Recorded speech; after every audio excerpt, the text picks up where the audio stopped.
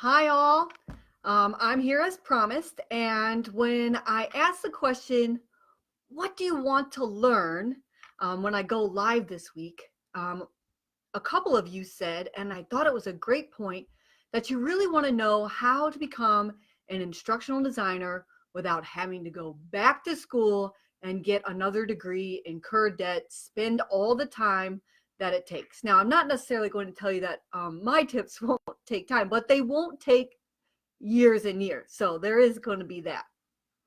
So if you're here with me and you are going to go ahead and join, please say hello to me. I can see your comments and I would love to hear from you. You can ask me questions and tell me where you're from or tell me where you are in your process. So I'm Dr. Robin Sargent, owner of Idol Courses. We build transcendent courses and I help people become idols. And so in this video, I'm just going to break down exactly what you need to do in order to become an instructional designer without having to get a degree. Now, there are several resources that you can take online that are not going to put you into debt, right? They are affordable choices. Like, you're probably familiar with a lot of them, but I'm going to go ahead and list them anyway and assume that I'm talking to the freshman class. So there is an edX course that teaches you the theories and the principles of instructional design. I think it's like $100 something. There is LinkedIn Learning, and there are courses on instructional design there, and you can get it for free in many of the public libraries, or of course, they have a subscription. There's also the ATD certifications, and those are about $5,000, and you have to show up at specific times, whether in person or online, because it's a synchronous course. And then, of course, there are graduate certificates that you can get, but those take quite a bit of time, and I'm imagining that you want to stay out of getting another degree, even if that means a certificate. And there's Udemy that has instructional design courses. And of course, there is the Idle Courses Academy, which is different from all those other things. But this is not a promotional thing. It really is about what it is that you need to become an instructional designer in a corporate space. Now, the thing that you need to land your first job, especially as a career transition, is you need your job application assets. And those job application assets include, you need experience in instructional design. Now, how do you get experience without getting experience? It's a good question. You either have to volunteer and give away your time for free, or you have to find somebody that's willing to take a chance on a newbie instructional designer, which quite frankly, it's difficult to find those people because they're, the people that might need a newbie instructional designer that they pay, it costs that person time and energy to give you the feedback to get it right for, if they were working on a client project or something like that.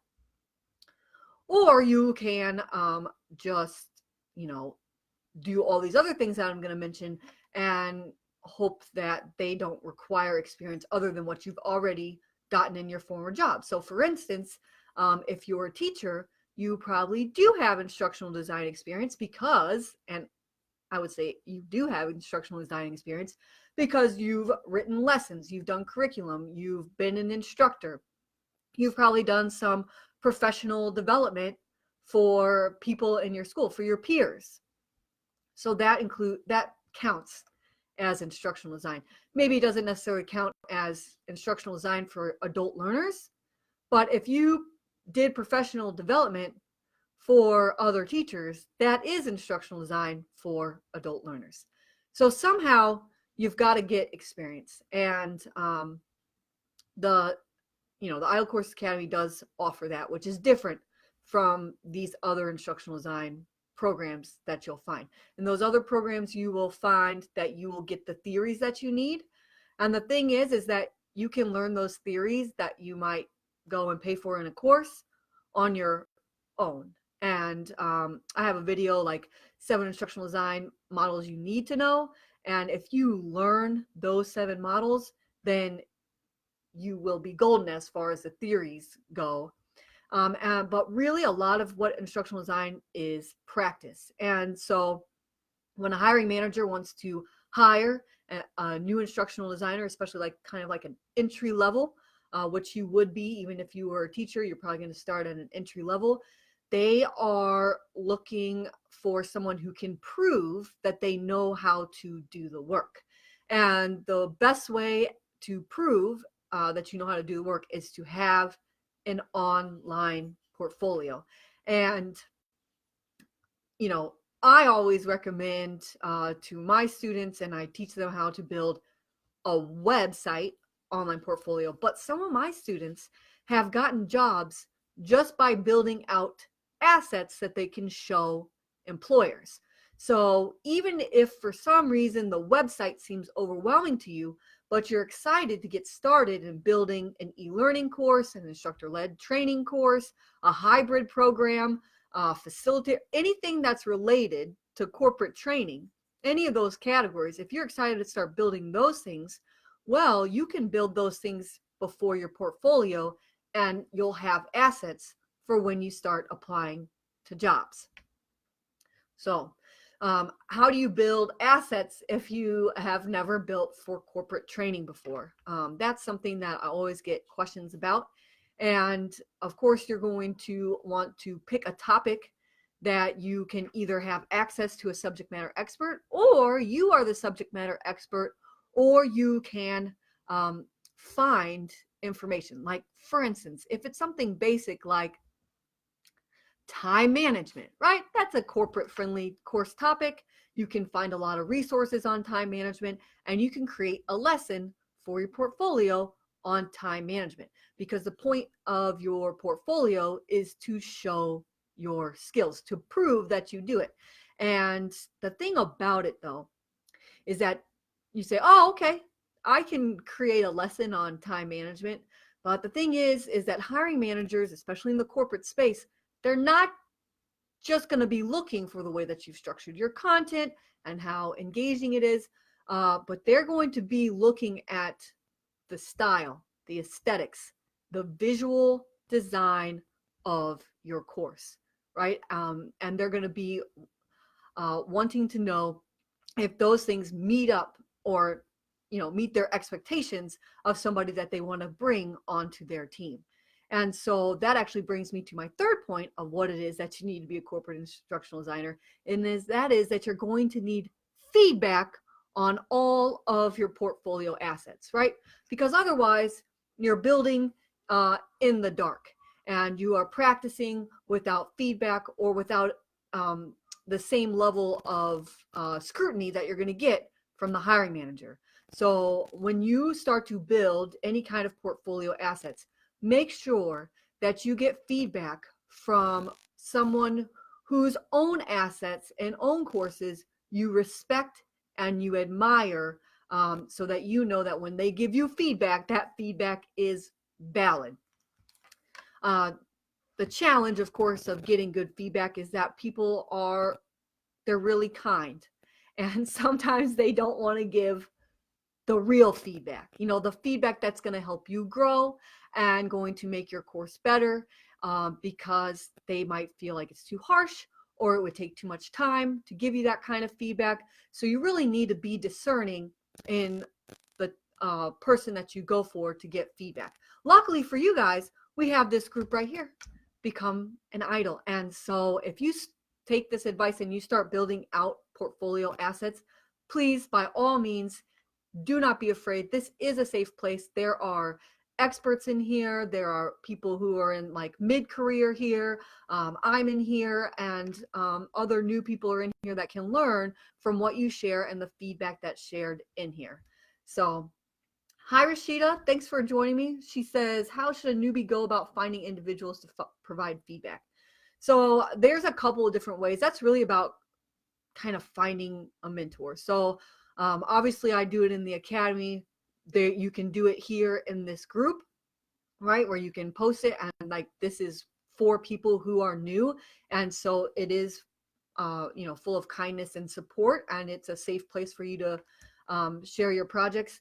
The other thing that you can do, for instance, say you work in a job that's outside of education. Say you are already in a corporate setting, but you want to move to instructional design.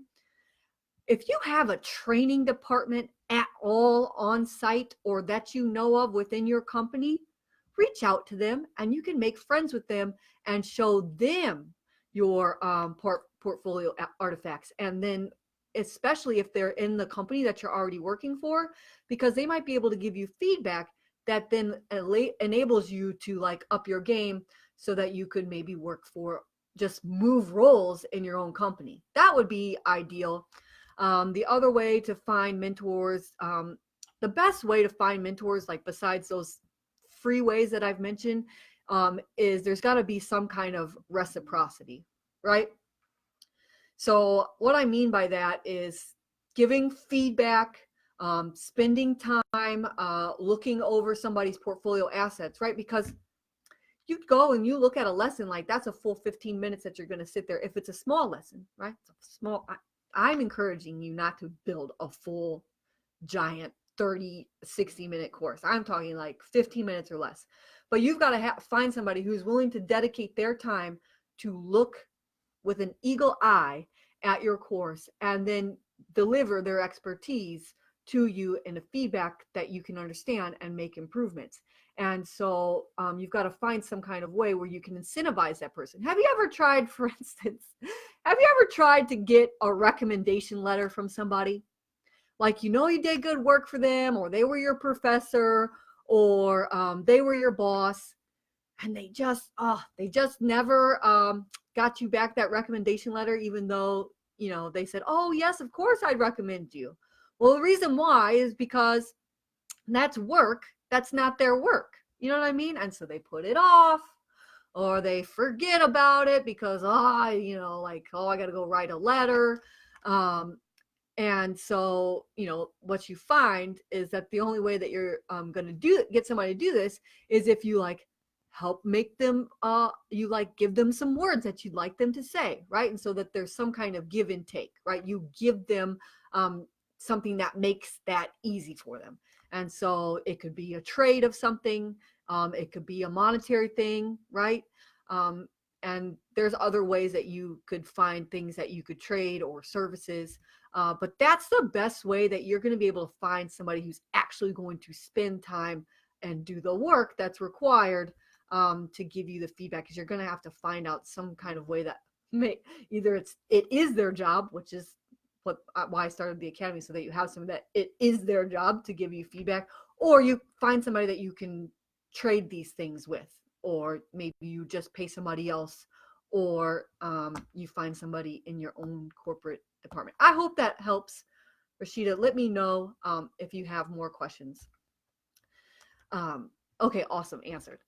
All right, so the other thing, I got to look at my notes because now I got a little sidetracked talking about experience, portfolio assets, and feedback. Okay, the other thing, of course, is you're going to need to fix your resume. Now, the thing is, and I just recorded a podcast episode with a person who hired exclusively 10 to 20 instructional designers a year for her company. But we talked about this during our recording session, and you're going to need a new resume. And you're going to need two kinds of resumes. You're going to need a professional minimalism resume that includes, the keywords for instructional design. And somewhere in all these resources, I have the instructional design keywords. If you can't find it over in the units or the files, you can find it on the Idle Courses Facebook page. But anyway, I digress. You need to fill up your minimalism resume, the clean one that you can put in those applicant tracking systems when you're applying for jobs. You need to put that in there, these keywords, so that you get past the computer. And the way to get past the computer is not only to just use common instructional design keywords, but you've got to go to that job description, which means you're going to have to create a new resume, or just update your boilerplate resume so that you use the specific keywords that are used in the job description in your resume. You've got to reformat your resume so that you don't just have a bunch of jobs listed that are unrelated to instructional design. Instead, I recommend that you put related work experience on your instructional design resume, because you guys are mostly career changers. And so that's the kind of thing that you want to include on your resume, is related work experience. And even if you are a teacher, you want to change that title from just teacher. You want it to be, because as a teacher, you are an instructional designer. Okay, do not sell yourself short. So you will put something like teacher, the up and down line, instructional designer, curriculum writer, facilitator, and those kinds of things. You want these keywords in your headlines. You want your bullet points to be full of the job description keywords. And so that's how you are going to reformat your minimalism resume. You're going to use the same kind of thing for another type of resume, which some call like an infographic resume or a visual resume. But basically what I mean is you want the pretty version of your resume. Now, there are a lot of ways to get a very, very beautiful resume. One way, Canva.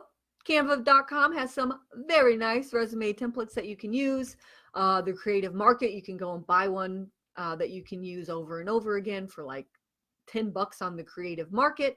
You can pay someone to go and make it for you. You can make your own creative resume, like I said, in Canva. Those look pretty good. There's some other resources like Canva where you can make a creative resume, or you can just Google image search, find like a beautiful resume that you want to mimic in your own, for your own, and build it out from scratch yourself. So that's the other thing. You got to have a resume that includes those job description keywords, and you'll definitely want one that looks good, because we are in a field where it's not only that your content is instructionally sound, but it's also engaging and visually appealing, especially if you want to have anything to do with e-learning development. All right, the next thing on my list, you'd think I'd have it all memorized, but when I start talking, I get sidetracked. Oh yes, okay. So the other thing you want to have, of course, is things to put on your resume, which are the skills. So, of course, I could rattle off skills off the top of my head, but I encourage you to think about what kind of specific instructional design job do you want? Have you been doing a search and you saw some and your eyes lit up and your heart felt warm and fuzzy and you're like, oh, that feels like exactly where I would be so happy. I would be happy working in instructional design for the teddy bear factory or whatever. I mean, obviously my examples are silly, but maybe that is you, right? Like, you love stuffed animals, you love creating courses. You can imagine how cute those courses could be that you create for that teddy bear factory, and you see that they're hiring an instructional designer, and you read that job description and be like, oh my gosh, I'd love that job. Well, that is exactly how you determine what kind of skills that you need. All right, pick your dream job, look at the required skills on that job, and make sure that you practice them, learn them, and get feedback as you go. Because practice doesn't matter if you don't get feedback, especially in instructional design. And it's called deliberate practice. You need deliberate practice in instructional design. Even if you already have a master's degree in instructional design, you are not getting deliberate practice. You are getting theories and you are writing papers and maybe you design a course, but you are not getting deliberate practice where you go through the process and find out how you can get better and better in each piece of that end course or product that you are creating. So that's how I recommend your skills. Also, let me just rattle off a few of them for you to give you the most amount of opportunities. Obviously, articulate storyline or captivate. I encourage articulate storyline. It's easy to use. It's just a PowerPoint user interface on crack, right? So it's easy to learn. If you know PowerPoint, you can learn storyline. They have done an excellent job on, like David Anderson, of making tutorials of how to do anything you want in Storyline. If you can't afford to pay for it, but you want to learn the skills, I encourage you to create your course lesson, like script it out, outline it, write your storyboard, and then download the free trial. Okay. Then, of course, the other skills that you need is that storyboarding skill, because, sometimes they separate instructional designers from e-learning developers. And because of that, to have the most amount of opportunities, you want to have the most amount of skills. And so you'll need to show some roles that only have you do the storyboarding, that you know how to storyboard, so that it's just instructions for the developer, right? Because a lot of times developers are vendors, or and so they're outside the company, or maybe they're even outside the country, and so they need to have very clear instructions on how to build that storyboard. Also, you need to know how to do storyboards, because you have subject matter experts, and you have stakeholders in your project, and you probably have other instructional designers that are working with you that need to be able to understand, approve, and work with you on your vision and design for the course. So, and then writing, right? That seems obvious to me, but I don't just mean writing. I also mean being able to communicate well, because it all starts with the content and how you're going to deliver that content. And that is writing, that is communicating. And then I would even go into, say, communication in general, in the sense that you need to know how to visually communicate something. So say you don't feel like you're a graphic design person, but you're still interested in the instructional design part, you'll need to be able to describe what the visual design should look like. So even if you're not going to be the developer of that final output, you're not going to create the animations or the videos or the graphics, you need to be able to communicate what those visual ideas look like. And how are you going to get better at that? You're going to read, you're going to watch videos, you're going to hack and dissect what other people have done that you like, and you're going to practice and get feedback. That is the only way to get better. And so the other skills that you, of course, might want to include are those MS Office skills, like PowerPoint, Word docs, and anything related to that, whether it's the Apple version or the Google version, like Google Drive version. You have to know some kind of way to create documents. Project management, even if when you start out, you're not going to end up in project management for the whole team, you're going to need to be able to manage yourself.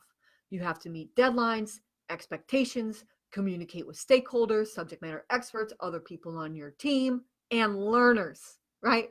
You've got to be able to talk to people who are maybe the exemplars for the course that you're creating, so that you can model off of the way that they approach a process. So that's the other kind of skills that you need. Those are the basic ones.